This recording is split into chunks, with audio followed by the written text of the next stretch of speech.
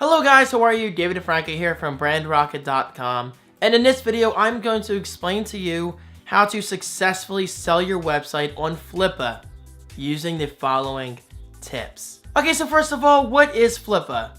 Well, it's flippa.com, Flippa.com, and in basic terms, it's an online marketplace that allows you to buy and sell websites, domain names, and even nowadays mobile apps, which is pretty cool. But for this video's example, we're going to concentrate on selling a website, of which I actually have done a couple times.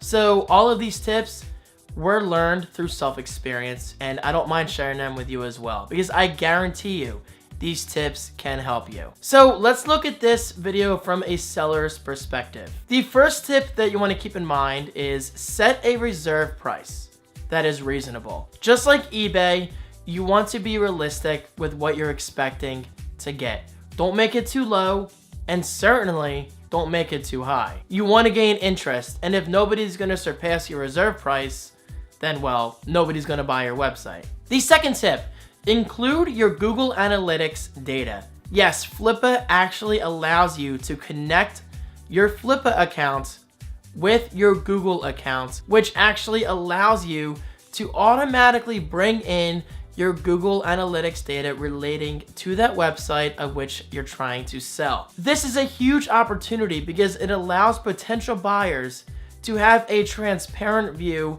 into your website and the kind of traffic it's currently bringing in. And let's face it, traffic is vital to a website's success. All right, so moving on to the next tip, and that is, if applicable, include revenue reports. Now, if your website is making you money, you can include revenue reports of advertising revenue, e-commerce revenue, or anything else that applies. Just like including your data from Google Analytics, this is also incredibly useful. Your potential buyer wants to know if they have the opportunity of making money after this website is sold. The fourth tip is to be an open book. People love transparency. I know I do. Which is why it's so important to make it clear that you will answer potential buyers' questions.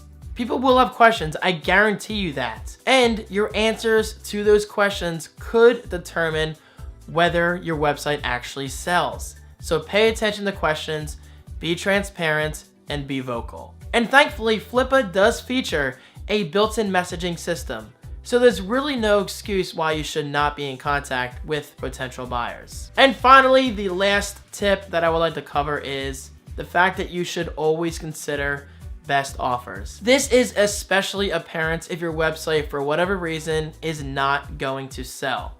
But sometimes potential buyers may have best offers because one, they might need more information on your website, and two, perhaps your website's revenue reports are not what they were expecting, so they might have questions on how they can increase that revenue. And three, simply put, your website's auction could be priced too high, so they might be looking for a small discount. Just like eBay, you are not limited to your original asking price.